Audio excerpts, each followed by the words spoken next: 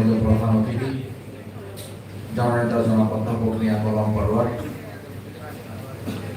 বিশেষ অতিথি হিসেবে উপস্থিত হবেন বাংলাদেশ ইসলামী ছাত্র শিবিরের সাবেক কেন্দ্রীয় সভাপতি, বাংলাদেশ জামাত ইসলামী কেন্দ্রীয় নির্বাহী পরিষদের অন্যতম সদস্য, ঢাকা মহানগরী দক্ষিণের সংগ্রামী আমির জননেতা জনাব নুরুল ইসলাম বুলবুল, সহকারী সেক্রেটারি জেনারেল মাওলানা রফিক ইসলাম খান আসার কথা থাকলেও তিনি শারীরিকভাবে কিছুটা অসুস্থ থাকার কারণে শেষ পর্যন্ত চেষ্টা করবেন, যদি আসতে পারেন আমরা তার জন্য দোয়া করি। সম্মানিত পেশাজীবী প্রতিনিধি, দায়িত্বশীল নেতৃবৃন্দ, আপনারা ইতিমধ্যে জেনেছেন এবং প্রস্তুতি গ্রহণ করছেন আগামী 19 জুলাই শনিবার দুপুর 2টায় ঐতিহাসিক সোহরাওয়ার্দী উদ্যানে বাংলাদেশ জামাত ইসলামী 7 দফা দাবি বাস্তবায়নের জন্য যে জাতীয় সমাবেশের আয়োজন করেছে, সেই জাতীয় সমাবেশে আপনাদের পক্ষ থেকে সর্বোচ্চ উপস্থিতি নিশ্চিত করার মধ্য দিয়ে, কার্যকর পদক্ষেপ গ্রহণ করার মধ্য দিয়ে আমরা সোহরাওয়ার্দী উদ্যানের প্রোগ্রাম মূলত ঢাকা মহানগরীর একটি জনসমুদ্রে পরিণত করতে চাই ইনশাআল্লাহ। সেক্ষেত্রে পেশাজীবী অঙ্গন বরাবরই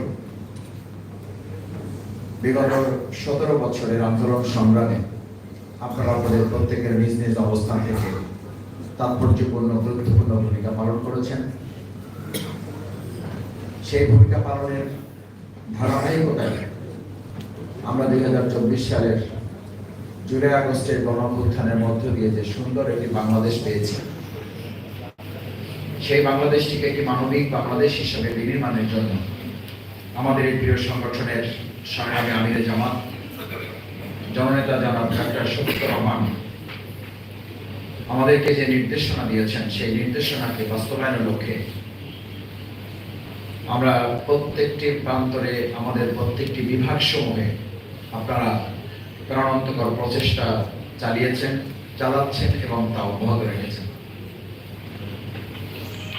বিগত 17 বছরের আন্দোলনের পাশাপাশি আপনারা জুলাই আগস্টের গণঅভ্যুত্থানে আমাদের কবি, সাহিত্যিক, শিল্পীরা যেমন রাজপথে যোদ্ধাদের সাথে আপনাদের গান কবিতার মাধ্যমে আন্দোলনে প্রাণ জুড়িয়েছেন, ঠিক তার পাশাপাশি আমাদের প্রকৌশলীরা ভূমিকা রেখেছেন। আমাদের আইনজীবীগণ নির্যাতিত মজলুম মানুষদের পাশে দাঁড়াবার জন্য তারা গ্রেপ্তারের মুখে থেকেও এবং কোনো কোনো ক্ষেত্রে জীবনের হুমকির মুখে থেকেও তাদের চেম্বার থেকে তাদেরকে গ্রেপ্তার করা হবে এরকম চূড়ান্ত নির্দেশনা থাকা সত্ত্বেও আপনারা জীবন বাজি রেখে মজলুম মানুষদের পাশে দাঁড়িয়ে যে ঐতিহাসিক ভূমিকা পালন করেছেন, তার ধারাবাহিকতায় আগামী দিনেও এই বাংলাদেশকে সুন্দর, বৈষম্যহীন এবং ন্যায় ইনসাফের বাংলাদেশ বিনির্মাণের জন্য আপনাদের সেই ধারাবাহিকতার প্রচেষ্টা আরো বেশি শানিত করতে হবে। আমাদের সম্মানিত চিকিৎসক বৃন্দ এখানে আছেন, শিক্ষক বৃন্দ এখানে আছেন। চিকিৎসক বৃন্দ সেই সময় ভূমিকা পালন করেছেন যে সময় আহত গুলিবিদ্ধ ভাইদেরকে হাসপাতালে নিয়ে তাদের চিকিৎসা করানোটা ছিল জীবনের জন্য অত্যন্ত গুরুত্বপূর্ণ এবং ঝুঁকিপূর্ণ। সেই সময় আমাদের সম্মানিত চিকিৎসক বৃন্দ জীবনের ঝুঁকি নিয়ে আমাদের আহত পঙ্গুত্ব বরণকারী, হাত পা চোখ হারানো ভাইদের পাশে দাঁড়িয়ে আপনারা যে ভূমিকা পালন করেছেন, সেই ভূমিকার জন্য শুধু দেশে নয়, আন্তর্জাতিক পরিমণ্ডলেও আপনারা প্রশংসিত হয়েছেন। আপনারা ভূমিকা রেখেছেন দেশের জন্য, আপনারা ভূমিকা রেখেছেন দেশপ্রেমের চেতনা থেকে, আপনারা ভূমিকা রেখেছেন ন্যায় এবং ইনসাফ প্রতিষ্ঠা করার জন্য, মুসলিম মানুষের পাশে দাঁড়িয়ে তাদের মানবিক চিকিৎসাটুকু নিশ্চিত করার জন্য। বাংলাদেশ জামাত ইসলামী তখন অ্যাম্বুলেন্স পাঠিয়ে, ডাক্তার পাঠিয়ে আমরা আমাদের সেই আহত পঙ্গুত্ব বরণকারী, এমনকি শহীদ হওয়া ভাইদের লাশ তাদের বাড়িতে পৌঁছে দেওয়াটা যখন একেবারে অনিশ্চিত ছিল এবং হাসপাতালে গিয়ে লাশ উদ্ধার করাটা রীতিমতো জীবনের জন্য ঝুঁকিপূর্ণ ছিল, সেই সময় আপনাদের সাথে সমন্বয় করে আপনাদের ঐতিহাসিক ভূমিকা পালনের মধ্য দিয়ে বাংলাদেশ জামাত ইসলামী এই গুরুত্বপূর্ণ দায়িত্ব পালন করতে সক্ষম হয়েছে। আল্লাহ তাআলা আপনাদের পাশাপাশি এখানে উপস্থিত যারা আমরা আছি সবাইকে যেন আল্লাহ তাআলা কবুল করে। সম্মানিত ভাইরা, আমাদের শিক্ষকবৃন্দ ছাত্রদের পাশে থেকে, ছাত্রীদের পাশে থেকে, অভিভাবকদের সাথে করে নিয়ে শুধু আমাদের শিক্ষকবৃন্দের রাজপথে নামেন নাই, তার অভিভাবকদের সাথে নিয়েছেন। আমাদের পরিবার টুকরো সন্তান যারা আন্দোলনের জন্য রাজপথে উপযুক্ত নয়, দেশের সেই ক্রান্তিকালে আমাদের সেই সমস্ত শিক্ষার্থী ভাই এবং বোনেরা, সন্তান তারা রাজপথে নেমেছে আমাদের শিক্ষকদের সাথে, অভিভাবকরা নেমেছে শিক্ষকদের সাথে। যখন কতিপয় পুলিশের সদস্য এবং আওয়ামী লীগের দোসররা সেই সময় শিক্ষার্থীদেরকে জামাত এবং শিবির বলে তাদেরকে গ্রেপ্তার করা, গুলি করা, আঘাত করা, তাদেরকে রিমান্ডে নেওয়া, পঙ্গু করে দেওয়ার কথা বলে হুমকি দিত, তখন আমাদের এই শিক্ষকবৃন্দ, অভিভাবকবৃন্দ তাদের সামনে ঢাল হয়ে দাঁড়িয়ে চিৎকার করে বলেছিলেন, আমাদের এই সন্তানরা যদি জামাত শিবির হয় তাহলে আমরা সবাই মিলে আজকে থেকে জামাত শিবির। এই একটা কথা সেদিন গোটা বাংলাদেশের আন্দোলনের চিত্র পাল্টে দিয়েছিল। আমরা সেই শিক্ষকদের, আমরা সেই বুদ্ধিজীবীদের, আমরা আমাদের সেই সম্মানিত অভিভাবক অভিভাবিকা মণ্ডলীকে স্মরণ করি, যাদের এই সাহসী ঐতিহাসিক উচ্চারণের মধ্য দিয়ে জুলাই আগস্টের গণঅভ্যুত্থান একটি নতুন মাত্রায় রূপ নিতে সক্ষম হয়েছিল। সম্মানিত ভাই এবং বন্ধুগণ, আমাদের ব্যবসায়ী নেতৃবৃন্দ এখানে আছেন, আমাদের অন্যান্য বিভাগের যে সমস্ত ভাইরা আছেন, আমরা সকলের প্রতি আন্তরিক শ্রদ্ধার সাথে আপনাদের প্রত্যেকটি ভূমিকাকে আজকে স্মরণ করি। এই কারণে যে পেশাজীবী অঙ্গন ঘুরে দাঁড়ায় বাংলাদেশ। আপনাদের এটা মনে আছে, ফ্যাসিস্ট শেখ হাসিনা যখন আর কোনো উপায় খুঁজে পাচ্ছিল না, তখন কতিপয় তৎকালীন ব্যবসায়ী মানে ফ্যাসিস্টের শেখ হাসিনার দালাল হিসাবে স্বীকৃত তাদের নিয়ে বসে যখন বলেছিল, আমি আন্দোলন দমনে আমার সমস্ত সিদ্ধান্ত কার্যকর করতে চাই, আপনাদের সহযোগিতা প্রয়োজন। তখন আমরা দেখেছি টেলিভিশনে কি কার্যকারিতার মাধ্যমে দেশের বিরুদ্ধে, তার সন্তানদের বিরুদ্ধে, ছাত্র জনতার বিরুদ্ধে, ফ্যাসিস্ট শেখ হাসিনার বিরুদ্ধে তারা কিভাবে ভূমিকা পালন করতে পারে। সেই অঙ্গনে আমাদের সম্মানিত ব্যবসায়ী নেতৃবৃন্দ দেশে এবং দেশের বাইরে থেকে রেমিটেন্স যোদ্ধা হিসেবে যারা ভূমিকা পালন করেছেন, আমাদের দেশের মধ্য থেকে আমাদের বন্ধু বান্ধব পরিবারের সদস্যবৃন্দ এবং দেশের বাইরে থেকে রেমিটেন্স যোদ্ধারা যে ঐতিহাসিক ভূমিকা পালনের মধ্য দিয়ে শেখ হাসিনার তৎকালীন সময়ে এই জনতা বিরোধী আন্দোলনকে থামিয়ে দেওয়ার জন্য, দমিয়ে দেওয়ার জন্য, রেমিটেন্স বন্ধ করে শেখ হাসিনাকে পঙ্গু করার সবচেয়ে বড় হাতিয়ার হিসেবে যারা ভূমিকা পালন করেছেন, আমরা তাদেরকে আজকে স্মরণ করছি।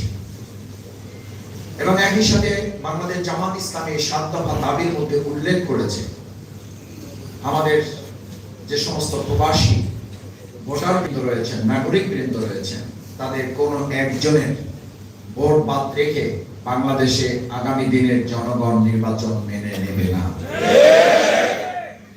আলহামদুলিল্লাহ, আমরা ইতিমধ্যে সরকারের প্রাথমিক সিদ্ধান্তের কথা জেনেছি। পোস্টালের মাধ্যমে আমাদের এই সমস্ত সম্মানিত রেমিটেন্স যোদ্ধা তাদের ভোট প্রদানের ক্ষেত্রে সরকার ইতিমধ্যে প্রাথমিকভাবে সিদ্ধান্ত গ্রহণ করেছে। আমরা চাই এটি চূড়ান্তভাবে গ্রহণ করে নিশ্চিত করার পরেই বাংলাদেশের সুষ্ঠু, অবাধ, নিরপেক্ষ এবং অংশগ্রহণমূলক নির্বাচন করা সম্ভব হবে ইনশাআল্লাহ। সম্মানিত প্রতিনিধি, দায়িত্বশীল ভাই এবং বন্ধুগণ, বাংলাদেশ জামাত ইসলামী ৭ দফা দাবির প্রথমে দিয়েছে বিচার। গণহত্যাকারী বিগত ১৭ বছরে আমাদের শুধুমাত্র মাওলানা দেলোয়ার হোসেন সাঈদী রাহমাহুল্লাহর আগে পরে কয়েকদিন মিলে ২৫০ জন, প্রায় ২৫০ শতাধিক ভাইকে সরাসরি গুলি করে যারা হত্যা করেছে তাদের বিচার করতে হবে। আমরা বিচার চাই তাদেরও, যারা হত্যাকাণ্ড পরিচালনায় সিদ্ধহস্ত হয়ে মরণঘাতী, জীবনঘাতী যে অস্ত্র ব্যবহারের নির্দেশনা শেখ হাসিনা দিয়েছিলেন, আপনারা ইতিমধ্যে ট্রাইব্যুনালে দেখেছেন, সেই কথার স্বীকৃতি ইতিমধ্যে প্রমাণ মিলেছে। এবং তার সবচেয়ে প্রধান হাতিয়ার তিনি ছিলেন পুলিশ বাহিনীর প্রধান আইজিপি মামুন সাহেব, তিনি ইতিমধ্যে রাজসাক্ষী হয়ে এটা প্রমাণ করেছেন বিগত 17 বছরের প্রত্যেকটি নির্বাচন আন্দোলন এবং সংগ্রাম ছিল জনগণের, দেশের এবং এদেশের নাগরিকের বিরুদ্ধে একটি যুদ্ধ ঘোষণা ছাড়া আর কিছুই নয়।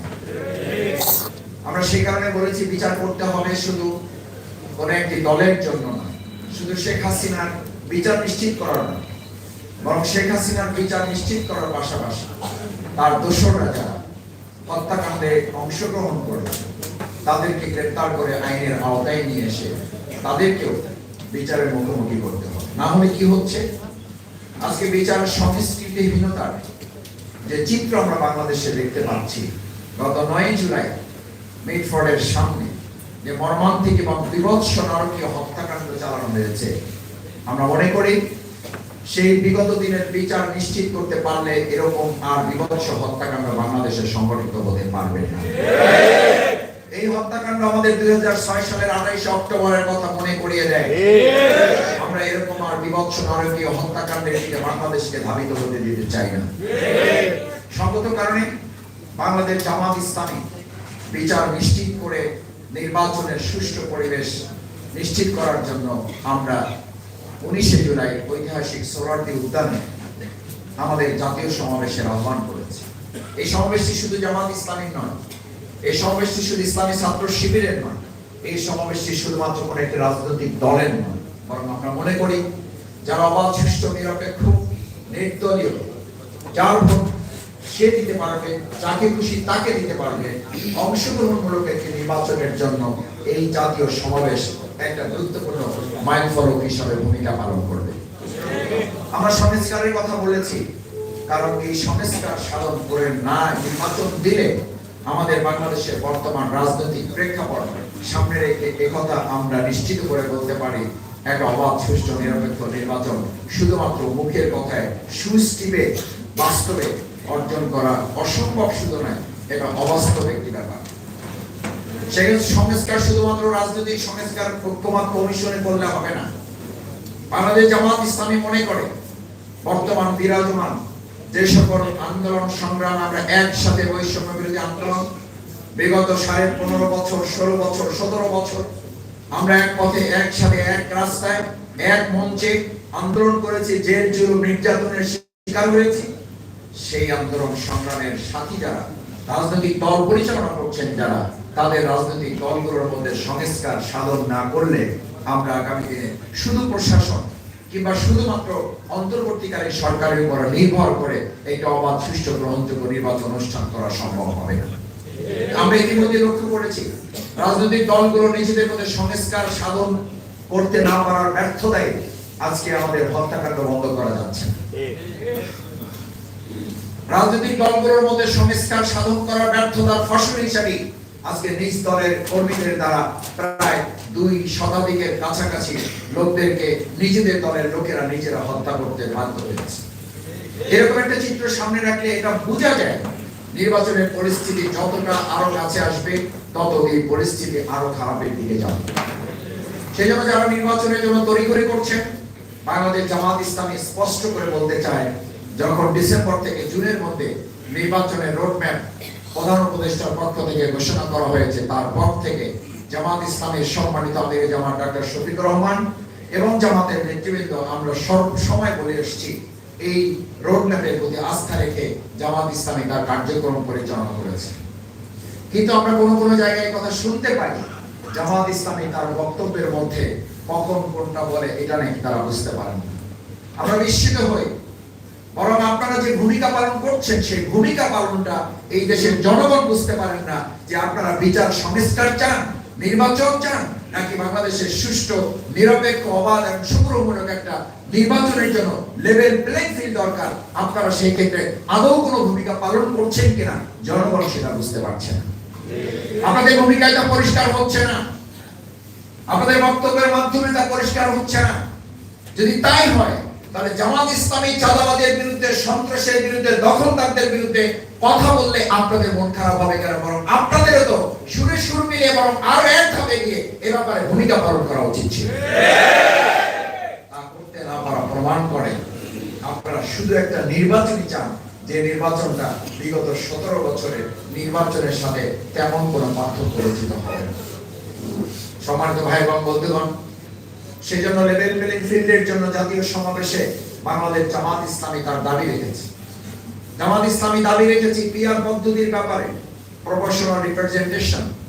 এই বক্তব্য তো শুধু জামাত ইসলামী না, কেউ কেউ যখন এই কথা বলেন তখন সত্যি দুর্ভাগ্যজনক মনে হয় যে কিছু এতিম, কিছু ছোট দলেরা শুধুমাত্র না বুঝে এই কথা নাকি তারা বলে। আমি মাঝে মধ্যে বলি যে এতিম দলেরা, ছোট দলেরা যদি এই কথা বলে তা আপনার অসুবিধা কি? আপনি তো বড় দল, আপনি তো এতিমদের অভিভাবকের দল, তা আপনি তো এটা মেনে নেওয়া উচিত, কারণ আপনি তো মানুষের সব ভোট পেয়ে যাবেন। তাহলে তো আপনার প্রথমেই দাবি মেনে নেওয়া উচিত ছিল। আপনি দাবি মানেন না মানে আপনি অন্তরে অন্তরে ভালোভাবে জানেন যে ইতিমধ্যে 5ই আগস্টের পর এক এক দিন আপনার ভূমিধস ভোটার ইতিমধ্যে মানুষের কাছ থেকে আপনি আস্থা হারিয়ে ফেলেছেন। জনগণের প্রতি আস্থা থাকলে সে প্রপোর্শনাল রিপ্রেজেন্টেশন পদ্ধতি মানতে তার কোনো আপত্তি থাকার কথা না।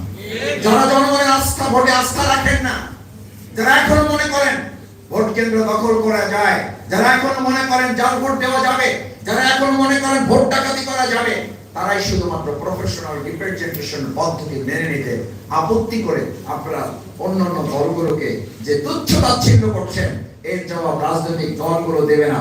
এর জবাব আগামী দিনে সুষ্ঠু নিরপেক্ষ নির্বাচনের মাধ্যমে জনগণ আপনাদেরকে উচিত জবাব তারা এতিকটা প্রমাণিত হবে। কে ছোট দল, কে বড় দল, তা জনগণ তাদের সিদ্ধান্তের মাধ্যমে প্রমাণ করবে। সেজন্য প্রপোর্শনাল রিপ্রেজেন্টেশনের ব্যাপারে আমরা কথা বলেছি। আমরা লক্ষ্য করি ঢাকা সিটির নগর ভবন দখল করে জনগণের সেবা করার জন্য খুব উঠে করে লেগেছেন কেউ কেউ, কিন্তু জনগণের সেবা করার জন্য যখন আমরা স্থানীয় নির্বাচনের কথা বলি, জাতীয় নির্বাচনের আগে, তখন তারা বলেন আমরা নাকি ষড়যন্ত্র করি। এই যে দ্বিচারিতামূলক আপনাদের ভূমিকা, এই ভূমিকা জাতির কাছে স্পষ্ট নয়, জাতির কাছে রহস্যজনক। একই সাথে আপনারা বলেন নাগরিকের সুবিধা নিশ্চিত করার লক্ষ্যে আমাদেরকে শপথ দিলেও আমরা চেয়ারে বসবো, শপথ না দিলেও আমরা চেয়ারে বসবো। আমরা তো সেটাই বলেছি যে নাগরিকের সুবিধার জন্য জাতীয় নির্বাচনের আগে স্থানীয় নির্বাচন দরকার। আপনি শপথ নিয়ে বসেন, আপনার মাননীয় শব্দটা সাংবিধানিক বাধ্যবাধকতার মধ্যে নিয়েই বসেন। যার কারণে তো আজকে এতটা লজ্জিত হতে হলো, একদিন মাননীয় আছে আর একদিন কোন আন্দোলন সংগ্রাম ছাড়াই মাননীয় বাদ হয়ে গেছে। এই জন্য তো জামাত ইসলামী আন্দোলন করে নাই, আমাদের তো আন্দোলনে ডাক দিতে হয় নাই, মাননীয় বাদ দেন। আমরা যে একদিনের জন্য এই কথা বলি নাই। আপনারা নিজেরাই নিজেদের ভুল বুঝতে পেরেছেন। আমরা অপেক্ষা করছি আর কিছুদিন গেলে বাকি ভুলটাও বুঝতে পারবেন এবং পিআর পদ্ধতি সহ জামাত ইসলামের এই জনগণের দাবিগুলোর সাথে আপনারা একমত হয়তো হয়েও যাবেন। সংগ্রামী ভাই এবং বন্ধুগণ, সেজন্য আগামী 19 জুলাই ঐতিহাসিক জাতীয় সমাবেশ বাস্তবায়ন এটি শুধুমাত্র একটি সমাবেশের নাম নয়, এটি অনেকগুলো গুরুত্বপূর্ণ জাতীয় ইস্যু বাস্তবায়নের জন্য জনগণকে সাথে করে নিয়ে আমরা বাংলাদেশের মানুষের কাছে জামাত ইসলামের আমির ডাক্তার শফিকুর রহমানের পক্ষ থেকে একটা বার্তা আমরা মানুষের কাছে পৌঁছে দিতে চাই। সংগ্রামী ভাই এবং বন্ধুগণ, পেশাজীবী অঙ্গনে যারা আছে গুরুত্বপূর্ণ দায়িত্ব পালন করেন তাদের কাছে এখানে আহ্বান জানানো হয়েছে মূলত এই কথা বলার জন্য যে আমরা বাংলাদেশ জামাত ইসলামী, আপনাদের নিশ্চয়ই মনে থাকার কথা 2024-এর জুলাই আগস্টের গণঅভ্যুত্থানের পর আমরা শুধু একবার রাস্তায় নেমেছি, সেটা হচ্ছে আওয়ামী লীগকে নিষিদ্ধ করার জন্য। আমরা আমাদের একটি মাজারুল ইসলাম ভাই 12-13 বছর যিনি জেলখানায় বন্দী, তাকে মুক্ত করার জন্য আমরা রাজপথে আন্দোলন কর্মসূচি ঘোষণা করি নাই। অন্তর্বর্তীকালীন সরকারের স্থিতিশীলতা, জনগণের কষ্ট দুর্ভোগ যেন না বাড়ে সেই জন্য আমরা আন্দোলন সংগ্রামে রাজপথে কোন রকম কর্মসূচি আমরা দিই। আমরা আমাদের নিবন্ধন ফিরে পাওয়ার জন্য কর্মসূচি দেই নাই, আমরা আমাদের প্রতীক ফিরে পাওয়ার জন্য কর্মসূচি দেই নাই, আমরা এই জন্য কর্মসূচি দেই নাই জামাত ইসলামের বিরুদ্ধে হাজার হাজার মামলা দেওয়া আছে, এই মামলাগুলো প্রত্যাহার করতে হবে, এই জন্য আমরা কর্মসূচি দিই। জামাত ইসলামী তার নিজের স্বার্থের জন্য, দলীয় এবং ব্যক্তি স্বার্থের জন্য আমরা এখন রাজপথে গুরুত্বপূর্ণ বা উল্লেখ করার মতো কোন কর্মসূচি দিয়ে দেশের পরিস্থিতিকে আমরা অন্য কোনো দিকে, অন্য কোনো খাতে আমরা পরিবর্তিত করতে চাই না। কিন্তু আগামী 19 জুলাই জাতীয় সমাবেশে ডাক দেওয়া হয়েছে একটা ঐতিহাসিক প্রয়োজনে, জনগণের দাবি বাস্তবায়নের লক্ষ্যে। সেই জনগণের দাবি বাস্তবায়নের জন্য আমরা আজকে ঘোষণা করছি 19শে জুলাই প্রোগ্রাম মূলত জামাত ইসলামী ছাত্র শিবিরের প্রোগ্রাম নয়, এটি হচ্ছে গোটা বাংলাদেশের জনগণের দাবি আদায়ের একটা মুখ্য এবং ঐতিহাসিক দাবি পূরণের জন্য। এটা হচ্ছে জনগণের প্রোগ্রাম, জামাত ইসলামের প্রোগ্রাম। আমরা ঐতিহাসিক সোহরাওয়ার্দী উদ্যানে শুধু অবস্থান নেব, কিন্তু আমরা এটা সেদিন প্রমাণ করতে চাই। আজকে এখানে আমাদের প্রায় 25টির কাছাকাছি বিভাগ এখানে আছেন। এই 25টি বিভাগের প্রতিনিধিত্ব যারা এখানে আছেন, আপনারা যদি শুধু সিদ্ধান্ত নেন যে আমাদের ঢাকার বাইরে থেকে যে সমস্ত সম্মানিত মেহমানগণ আসবেন ঐতিহাসিক সোহরাওয়ার্দী উদ্যান, আপনারা তো হচ্ছেন এখানকার পোস্ট, আপনারা ইঞ্জিনিয়ার বিভাগ এখানে দেখাশোনা করেন, ডাক্তারের আশেপাশে থাকেন, আমাদের শিক্ষক বৃন্দ, আমাদের শিল্পী সাহিত্যিক সাংবাদিক যারা আছেন, আমাদের ওলামায়ে কেরাম, সম্মানিত ওলামায়ে কেরামগণ যারা আছেন, তারা প্রত্যেকে এই ঐতিহাসিক সোহরাওয়ার্দী উদ্যানের আপনারা হচ্ছেন হোস্ট। আমরা বলতে চাই আপনারা এসে সোহরাওয়ার্দী উদ্যান দখল করে ফেলবেন, আমরা দুপুরের পরে গিয়ে ঢাকার আশেপাশে এমন ভাবে অবস্থান নেব, শুধু ঐতিহাসিক সোহরাওয়ার্দী উদ্যান নয়, গোটা ঢাকা মহানগরী হবে জনগণের জনসমাবেশের নগরী হিসেবে সেদিন প্রমাণিত। এই দায়িত্ব কি আমাদের আজকে আমরা কি এই দায়িত্ব নিতে পারবো? আজকে এই দায়িত্ব নেওয়ার জন্যই আজকে আপনাদেরকে এখানে আমন্ত্রণ জানানো হয়েছে। আমরা জানি যে সকাল 10টা-11টার পর গিয়ে হয়তো আমরা ঐতিহাসিক সোহরাওয়ার্দী উদ্যানের গেটে ঢুকতে পারবো না। আমরা ঢুকতে পারবো না এটা জেনেই আমরা আনন্দিত হতে চাই, এটা ঢুকতে পারবো না জেনেই আমরা পুলকিত হতে চাই, এটা ঢুকতে পারবো না জেনেই আমরা আমাদের প্রোগ্রামকে সফল এবং সার্থক করতে চাই।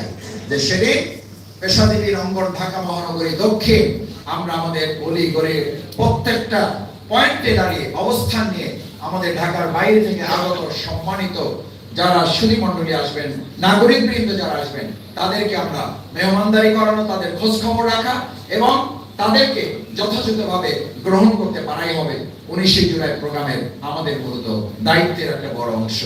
আসুন আজকে এখানে যারা আছেন পেশাজীবী অঙ্গনকে আমরা বলেছি, আমাদের ইউনিট ভাইদেরকে, দায়িত্বশীলদেরকে আমরা বলেছি যে আজকে এখানে যারা আমরা আছি প্রত্যেককে এই সিদ্ধান্ত নিতে হবে যে একজন আমি শুধু প্রোগ্রামে যাব না, আমি প্রোগ্রামে যাব আমার সাথে করে নিয়ে 100 জন ভাইকে উপস্থিত করার জন্য আমি ভূমিকা পালন করব।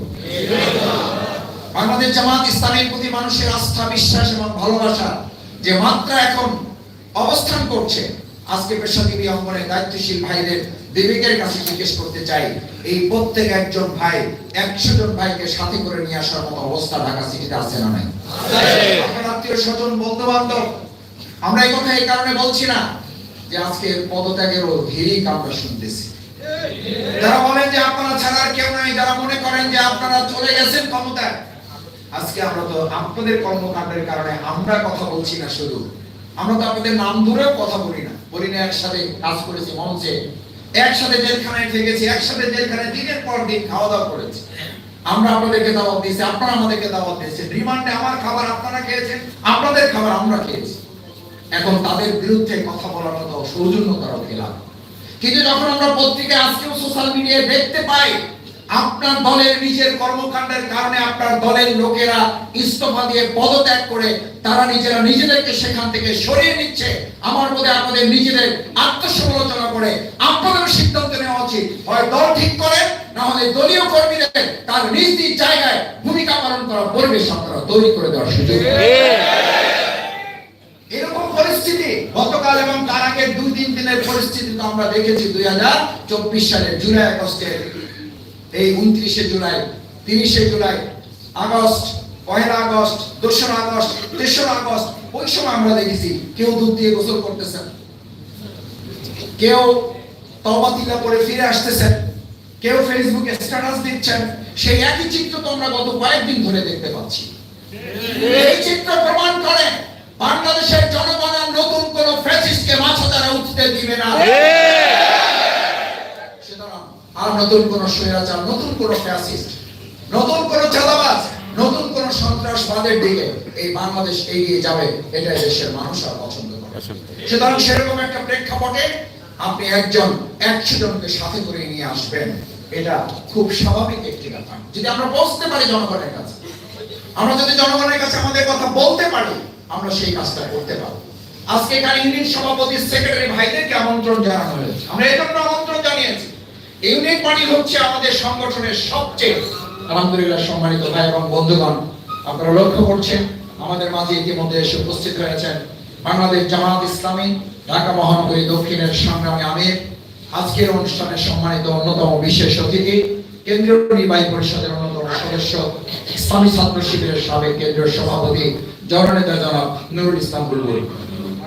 আমরা আমাদের আজকের প্রতিনিধি সম্মেলন থেকে সম্মানিত অতিথিকে আন্তরিক ধন্যবাদ, কৃতজ্ঞতা জানাই। সম্মানিত ভাই এবং বন্ধুগণ, আমি কথা শেষ করতে চাই। আমাদের ইউনিট হচ্ছে সংগঠনের সবচেয়ে তৃণমূল কাঠামোর মজবুত অংশ। আপনার ভূমিকার উপর নির্ভর করবে এই সংগঠনের ওয়ার্ড কি ভূমিকা পালন করবে, আপনার ভূমিকার উপর নির্ভর করবে এই সংগঠনের আপনার বিভাগ কি নির্ভর করবে। আমাদের আজকের অনুষ্ঠানের প্রধান অতিথি, শহীদ কাফেলা বাংলাদেশ জামাত ইসলামীর সংগ্রামী সেক্রেটারি জেনারেল জননেতা জনাব অধ্যাপক মিয়া গোলাম পরোয়ার আমাদের মাঝে এসে উপস্থিত হয়েছেন। আমরা স্লোগান দিয়ে তাকে বরণ করতে চাই।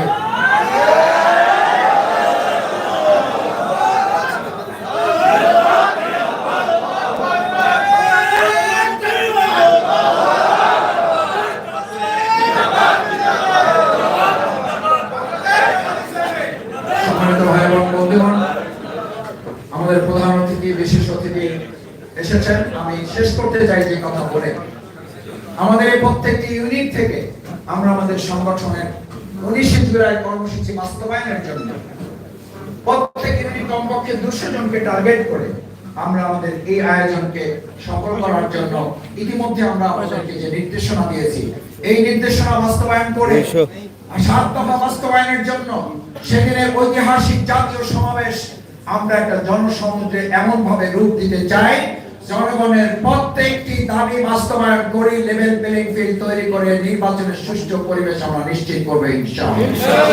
সম্মানিত ভাই এবং বন্ধুগণ, আসুন আমাদের এই সুন্দর বাংলাদেশকে একটি মানবিক বাংলাদেশ গড়ার যখন কার্যক্রম চলছে, তখন মিটফোর্ডের এই অমানবিক দৃশ্য আমাদের অমানবিক একটি বাংলাদেশ হিসাবে বিশ্বের দরবারে যারা তৈরি করেছেন, শুধুমাত্র জাতি হিসাবে, ব্যক্তি হিসাবে নয়, আজ গোটা বিশ্বে বাংলাদেশ আবার 2006 সালের 28 অক্টোবর যেভাবে লজ্জিত হয়েছিল, গত 9 জুলাইয়ের ঘটনা আরেকবার বাংলাদেশকে আন্তর্জাতিক দরবারে একটা লজ্জিত বাংলাদেশের